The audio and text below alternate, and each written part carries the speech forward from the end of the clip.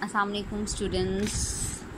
As you all have done the last 3 words yesterday, and I hope so that you all have learned the spellings also.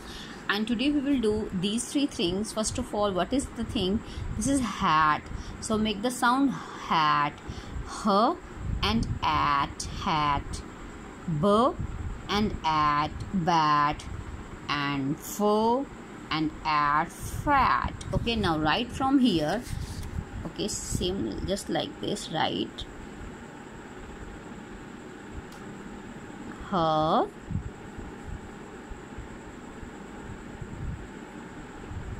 A,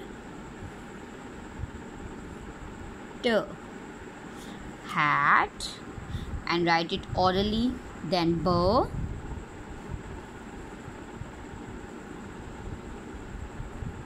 A, handwriting must be neat and clean.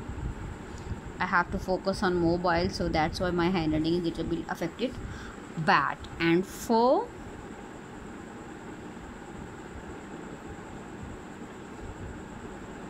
A, T, fat. Okay, and write it again and learn all the spellings, and I will take test on Monday. Okay, so learn the spellings.